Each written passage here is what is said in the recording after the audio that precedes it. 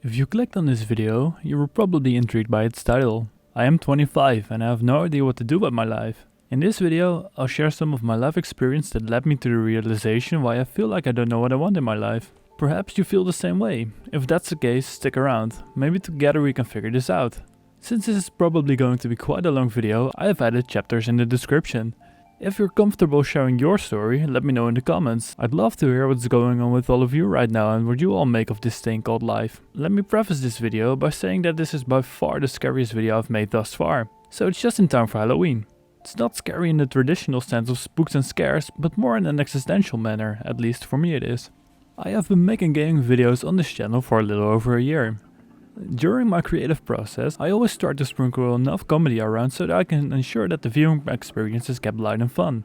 As such, it's the first time during the lifespan of this channel that I am transparent and don't hide behind stupid jokes as much, which is also why it's so scary for me. I have been contemplating talking about the subject on the channel for months, but I always felt like it would not be appreciated, since most people just watch me for my guides and videos where I try to be funny to no avail. In essence, I am making this video primarily for myself and I am therefore unsure if anyone watching will get any value from it, which is also a first in my creative process.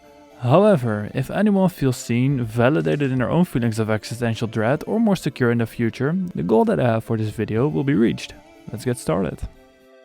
I'd like to start off with a confession of sorts. I celebrated my 26th birthday earlier this month, but that made it so that the title wouldn't rhyme, but I reckon the load of the title would still be the same if I am 26.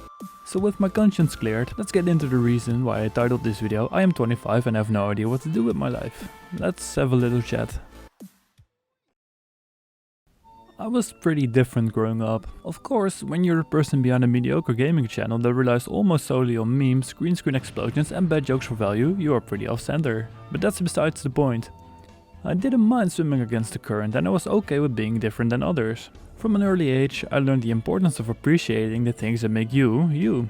Even if other people don't understand it as well as you do. The flip side is this. During my early years of elementary school, I was made fun of quite a bit because I just did not fit in with the other kids. I know ridiculing and bullying happens on a large scale, especially at that age, so I'm well aware my experience in this regard are nothing special. I was also very fortunate to have a very small but very supportive ring of friends. The purpose of this video was not to tell a sob story about how I was bullied relentlessly, so I'll try to keep it short. But it will make sense for the rest of the story, I promise. Apart from that, most of my time at elementary school was pretty standard. I went from playing in the sandpit and eating glue to playing on the swing set and sniffing glue like a normal 6th grader. Of course, I did not like the bullying, but I understood why it happened. The more you differ from the average, and believe you me, I did, the more likely you are to be misunderstood. Which can then lead to all sorts of social backlash because people tend to fear or dislike what they don't understand. To them, I was just a weird kid with weird behavioral tendencies. I will be more interested in joking around with other kids and actually pay attention in class. For me, making the other kids laugh was way more important than being mentally present. But we all know how annoying it is to have that one fucking kid in class that tries way too hard to be funny and disrupts the class in doing so. We all had one of those in our elementary classes. In my case, that fucking kid was me. What I lacked in social skills or otherwise being a normal kid, I made up for in book smarts. Needless to say, I was already quite big on the whole gaming thing back then. I noticed that I was ahead of most of my peers in elementary school and I did not have to do much revision to do better on tests than them. Especially in English, I was granted a head start because I played a lot of video games at an early age. And most of them were in English. Dutch people generally miss out on localization most of the time because we're just a small country. And in 1664 we sold New Amsterdam to the British, which is why Dutch is not a world language probably. Because I started playing RuneScape when I was 9 years old, I completely wiped the fucking floor with anyone who thought they were better in English than me, and if not, I will PK them in the wilderness. I feel like I don't have to tell you that not fitting in is not easy, especially at that age. To mentally survive being ostracized, I tried reassuring myself that because I was so different than the other kids, it would mean I would go out and do great things with my life. Because otherwise, being so different and being treated poorly for it would have all been for nothing. I had different perceptions and thought patterns than the other kids, and I was hopeful that it would mean I would be able to think of and do stuff that they would never have been able to think of. If I could just make something special out of myself, I would have had the last laugh. Because of this, I felt like I owed it to myself to excel in life. There was a scene in the animated series BoJack Horseman that captures this sentiment perfectly for me. I'm not writing a book to have fun. If I don't write my book of essays now, I never will. So, don't write your book of essays. I have to. Why? Because if I don't, that means that all the damage I got isn't good damage. It's just damage. I have gotten nothing out of it, and all those years I was miserable was for nothing. I could have been happy this whole time, and written books about girl detectives, and been cheerful, and popular, and had good parents. Is that what you're saying? What was it all for? When I was a little girl, I thought that everything, all the abuse and neglect, it somehow made me special. And I decided that one day I would write something that would make little girls like me feel less alone. And if I can't write that book... Oftentimes we feel like our hardships and trauma have to be worth something to be valuable. But that's a conversation for another time. To summarize my elementary school years, I played a ton of video games, was not very well versed in social skills, but I was somewhat intelligent. As a result, I doubled down on the ladder, and I thought that I could do out people who were mean to me if I used those smarts to get ahead in life. Because of this, I couldn't wait to go to high school and develop myself further. I thought to myself, when I can go to high school, I will be happy. When I was 12 years old, it was finally time to make that switch. My first year of high school was also pretty standard. I had just come from elementary school and I was ready to make a fresh start with new people. On top of that, I was finally able to do one of the best things you can do when your body starts developing: buying deodorant. High school is also the time where most people start thinking about what they want to do in life. The problem was that I had no idea. My situation did not really change as much either. I was still playing more video games than I probably should, and I still was not as good at socializing. What did change was that I actually had to start putting in effort to keep up with my schoolwork. I could still bluff my way through most classes, but it required a little more work. My favorite classes were those where I could use my creativity. I'll never forget when one of my art teachers said that I would be way too artistic for a traditional job. Or she said autistic. When I got to the second year, I just turned 14. I realized I still had a lot of fun making other people laugh. I had since fine-tuned my sense of humor since elementary school, and I learned what would make people around me laugh and what would be considered annoying. I found that those weird behavioral tendencies that alienated me in elementary school were now things that actually made me, for lack of a better term, valuable to other people. Most people actually appreciated my sense of humor and the way I joked around. They enjoyed my dry and sarcastic sense of humor, especially when it was self-deprecating. A lot of my peers that did not like me at first started warming up to me because I was joking around more. Suddenly, I was invited to parties hosted by the cool kids and we started playing Modern Warfare 2 on PS3 together. This was also because I could hard carry, because I spent so much time gaming already that I was a fucking god at COD when the series was still somewhat worth playing, but that's besides the point. It became very important to me to be well liked, and I would try to accomplish this by being funny. But this also made me more disruptive in class. Now, the problem with being 14 years old is that you are a fucking idiot, but you think you're smart despite the fact you probably haven't even watched Rick or Morty yet. Because of this grand and intoxicating innocence and naivete, I got it in my head that as long as I could make other people laugh, I will be of value to them. Because of that, I was given the honorary and totally non-existent title of Class Clown. After that, I did start finding myself a little more. I picked up playing guitar, I learned how to socialize with other people, and all in all, I was pretty content with life at that point. And I thought I owed it all to having an ability to make other people laugh. Despite that, I did enjoy the social benefits that being the class clown brought with it. But that all changed when the crippling depression attacked. You know what they say about the class clown? For me, this was also the case. A big part of why I always wanted to make other people laugh was because I have had trouble feeling happy or joyous myself.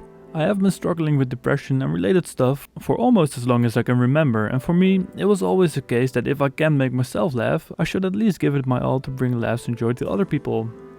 So that is what I focused a lot of time and my energy on. It was also at this time that I started using music as an escape. Playing and listening to metal and punk music became my coping mechanisms. I was a self-taught guitarist, and that meant that I was not particularly good. At that time, Blink-182 was one of my favorite bands. Not because they were competent musicians, but because they used their platforms to make jokes and make other people laugh at their show.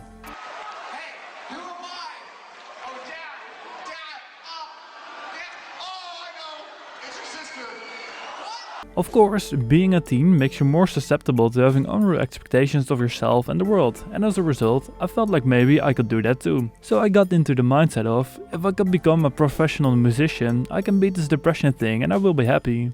So I started trying out for a school band, which I was rejected for 3 years in a row, because in all honesty I was just not very good. But that never deterred me. I was dead set on making this happen for me and I would stop at nothing. That was because I felt like this was going to be my way to stand out from the rest and maybe even get back at the people who were not nice to me when I was a kid. I could combine my preference for creativity with my unhealthy obsession of being valued for my sense of humor. So I just kept practicing by myself and trying to form bands with whomever would want to play instruments. But during my teens, it never really happened for me, and I also had to focus on school. But because my mental health was quite an obstacle at that time, I couldn't keep up with school and I was held back 1 year, which for me started one of the lowest points of my life. When you are 16, your peer group consists of your most important ties from a psychological standpoint. I felt like that was all taken away from me because I was unable to keep up with my schoolwork, which was due to mental obstacles that were mostly out of my control to begin with. I cannot put into words how unfair it felt back then. It was so weird for me to be in class with 16-year-olds while I was 18 and I really felt like I had failed and I was too dumb to graduate. The worst part is that everyone seemingly moves on without you. It felt that way back then because I had no perspective and I did not know the future. People moving on from you is just a part of life, but at that time I was not able to not take it personally. After I had to repeat a year, I just wanted to focus on getting the fuck out of that place, because in my mind they had done me so dirty. I thought, when I can graduate this school, If you think you can graduate from this school without kissing my I thought when I can graduate high school, I will be happy. Then, when it finally happened and I was able to leave the high school in my dust, I forgot to actually think about my future, and I had no idea what to do with my life. I had a brief conversation with the school's dean and he was like, how about law school? And I was like, okay. The thing about being 18 years old is thinking that you know your way around the world and yourself, but you don't know shit. I lasted for 3 months at law school. Most of the people in my class were more concerned with daytime drinking than actually doing their studies, and I did not really feel like I fit in with that kind of crowd. Also, the material they teach at law school was just not my thing, so I dropped out. After that, I started working full-time at my local supermarket for about 10 months. I probably don't need to tell any of you how much working in retail sucks dick. So I got into the mindset of, if I can leave this job and go back to school for something that I'm passionate about, I will be happy. The problem was, I had no idea what that was. I always had a soft spot for psychology because of my own struggles with mental health. Psychology in the Netherlands is also broad as fuck, so you can pursue many different careers with a degree. It seemed like the next logical move. So after selling my soul to a retail company for the better part of a year, I was very willing to go back to formal education and really excel this time too, because Lord knows I'm never going back to retail. So I applied for college again. In the Netherlands, you need the highest high school level diploma to get to an actual university, or you need to get full credits during your first year at college. The only option for me to get into university was by getting full credits in my first year. At this point in my life, I also joined a music band with a few people I still consider my best friends to this day. And this made me conflicted. I really wanted to get into university, but I also wanted to go full force on my aspirations to become a musician. I then slipped into the mindset, if I could just get to university and make our band successful at the same time, I will be happy. I talked to a lot of teachers to see if I could get into university, and some of them were very supportive of my ambitions and others tried to dissuade me, saying that it would be too hard for me given my past grades in high school. I did what any normal thinking person would do. I only listened to people who told me what I wanted to hear. So after a year of working hard at college, while also doing band stuff, trying to go to the gym regularly and trying to maintain somewhat of a social life, I set out for university. 5 years ago, I got into Utrecht University for a degree in psychology, and for me it felt like coming home. There's just something about finally reaching a goal you've had for many years. For a moment, I was really content with the life I was living. The problem was that the course material was making me its bitch. What would be a whole course at my previous college would be the first 2 weeks of a course at university. The pressure to perform and the pressure to meet your deadlines is ramped the fuck up, and if you fall behind, it's over for you. If you don't pass 6 out of your 8 mandatory courses in your first year, you get kicked out. There was a mismatch in my expectations versus the reality. I am an idiot child when it comes to mathematics, and most of the courses consisted of a statistical component, which I could barely keep up with. As a result, I started hyper-focusing on my studies, feeding my caffeine dependency to an extreme level and neglecting most of the other aspects of my life. At this point in time, I had to quit my band, because it was just becoming too much all at once. This was a hard choice because I felt like I had to choose between a dream I had for a long time and a more secure and realistic choice. I once again slipped into the mindset of, if I could just pass my first year, I will be happy. And this time I had to succeed because I gave up being in the band for it. My sacrifice had to be worthwhile. After many trials and tribulations, I passed my first year. The same principle went for the rest of my degree. If I could just graduate, I will be happy. Then, after finally getting my degree at the start of 2020, I was in for a rude awakening. I found that just having a bachelor's degree wouldn't cut it for a potential employer in most cases. You see, the real chads that actually have a shot at landing a job have a master's degree, so I signed up for a master's program, specializing in organizational psychology. If you're still listening now, you probably have some guesses as to what fallacy I told myself, but this was not the case. I still wanted to finish my master's degree, but I realized that I had been under a certain type of false assumptions all my life. I always told myself, if I can make X happen, I will be happy. But real life is never as black and white as that. In getting my bachelor's degree, I had abandoned my creative aspirations. I was barely playing guitar anymore and I was surviving instead of thriving. I was constantly looking at the next goal where I thought if I could have X, then I will be happy. I did not realize that letting my creative passions go to waste, I was making myself more miserable than I had to be. So during my master's degree, I promised myself to have a creative outlet where I could share laughs, joys and happiness. To have some sort of creative output that wasn't focused on music, I started this channel. Here I can combine my passion for bad jokes with gaming. But combining a master's degree with a channel can be very hard work. I started having burned out like complaints at the start of this year, but I was keen on maintaining the channel while also getting the degree. In August I graduated and my channel was still going quite strong, but I wasn't happy. I was tired. I felt like I had been so goal oriented that I was not focusing enough on the process. I was so preoccupied with advancing to the next stage of life where I reckoned my chances of happiness would be much higher. Along the way I forgot to smell the roses. For the last 2 months I have been thinking to myself, if I could just have some rest without having to deal with any obligations, I can recover and I will be happy. I have not been doing much for the last 2 months except playing video games and hanging out with friends. And this also hasn't worked for me. I thought life without demands would be nice, but it's not so nice when your savings account is evaporating before your eyes. In some ways, I'm even more tired than before. I'm realizing now more and more that life is all about balance. So, what happens now? I realized that I made a mistake earlier this year. My mistake was in my mindset. I always held my own happiness hostage by getting into the mindset of, if I can reach this or that goal, I will be happy. The problem with goals is that they are bound to the moment you set them. If someone would have told 16-year-old me that 25-year-old me would have a master's degree, I would not have believed them at that point because it seemed so much further beyond my reach. Now I live in that reality and I still have no direction in life. I have to find a job soon, but I have no specific idea what I want to pursue. I just have some abstract things that I like doing in life. I like engaging with others and making them laugh. I like sharing my existential crisis with all of you on the internet. I like the creative process behind my videos. If I would have learned nothing from my journey so far, I would state, if I could make a living as a full-time YouTuber, I will be happy. Maybe the same goes for you in life at the moment. If I could get the promotion, I will be happy. If I could get that well-paying job, I will be happy. If I could just get a pinned comment on a mediocre video, I will be happy. The problem with goals is that what is considered a desirable goal changes all the time as you grow and develop as a human being. The expectations of how life will be when reaching a goal will always be different than reality. This is also why movies in Hollywood end when the guy gets a girl. The guy has been pursuing the girl he's in love with for the whole movie, saving her from countless perils along the way. The movie and the man climaxes when they share a passionate kiss at sunset, but what the audience won't see is that in 2 weeks time they have to break the fart barrier and the girl is frustrated with the guy for leaving his socks on the floor all the goddamn time, and the guy can't help but think, if I could just leave my socks on the floor, I will be happy. So I ask all of you this, what if we were all to go in a different direction from now on? Maybe it's okay to not have tangible goals for everything in life. Our own expectations and the expectations of others put so much pressure on ourselves to have our shit together in life.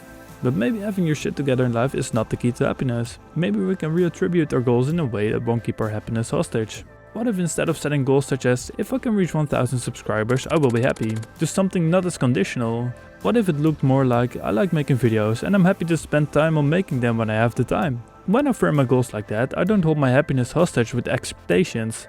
I'm just happy to create without external factors dictating if I should be happy or not. This principle can go for all walks of life. What if, instead of saying, if I can just find a job in coaching, I will be happy, you'll say something like, I like helping people excel at their job and I'm happy to guide them. Suddenly, you won't just be limited to a job in coaching and your happiness won't be held hostage by external factors. On top of that, you open up many more possibilities for yourself. What if instead of saying, if I can just finish my degree, I will be happy, you'll say, I am happy to learn more about my field at a higher academical level. I realize that this might be a little easy to say, because we all have demands in life we have to meet, and not getting your shit done on time can have detrimental effects. Meeting your goals will enable you to do more in life, but maybe it shouldn't all be linked to your expectations of your own happiness. I don't know any of your situations, but I do think framing your goals without the exceptions of it enabling you to be happy can actually be something that will make you happier, and that's paradoxical. I'd like to leave you all today with this. Thank you for listening to my existential dread. If this video helped you in any way, shape or form, please let me know in the comments. Not knowing what you want to do with your life feels overwhelming and scary, but maybe it doesn't have to be. Maybe your happiness should not be fully linked to having a feeling of purpose in life. Maybe the best way to be happy and have direction is to let go of expectations we have of our happiness. If you link your possibilities and direction in life to whether or not they would make you happy, you would limit yourself. Maybe by reframing your goals and what it is you want out of life, you might even find your desired direction again. Goals change all the time, and life throws all kinds of curveballs at you. You won't always be in full control, but maybe that's okay. Maybe instead of saying, if I can figure out what I want in life, I will be happy, we can say, I like doing certain things in life and I'm happy to do them when I have the chance. No one exists on purpose, everyone is just figuring life out as they go. Don't put so much pressure on yourself to have it all figured out. It's okay to not know where exactly you want to go in life, but it's never okay to hold your own happiness hostage with expectations. Thank you.